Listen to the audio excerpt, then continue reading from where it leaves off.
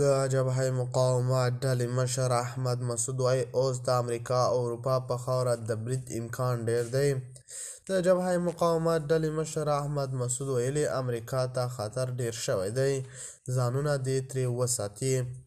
د خرابات ټي وي چینل درنو لیدونکو سلام، ستړي مشئ، وخت مو پخیر.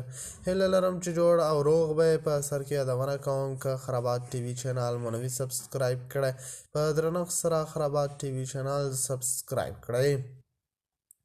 د افغانستان د جبهه مقاومت مشر احمد مسعود ویل له هېواده د امریکا له وتلو سره په رامنځته شوې خلا کې ترهګري په ډېرېدو ده او د دې احتمال شته چې افراطیان په امریکا او اروپا د برید هڅه وکړي.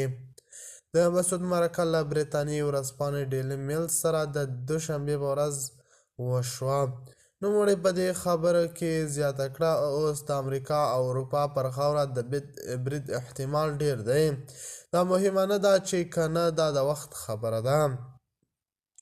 د هغه په وینا هماغه سخته سیالي چې د سپټمبر د 11مې په پیښه کې لیدل شوې وه اوس هم د ترهګرو ډلو ترمنځ شتون لري.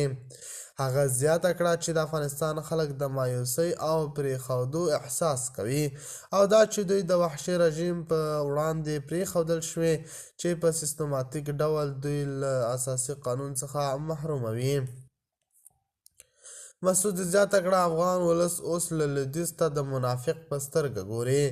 د هغه په وینا بهرنیو ځواکونو چې کلونه یې د ډیموکراسۍ د اړتیا په اړه تبلیغات کول، خلک یې داسې رژیم په لاس کې پرېښودل چې ښوونځي هم تړلي دي.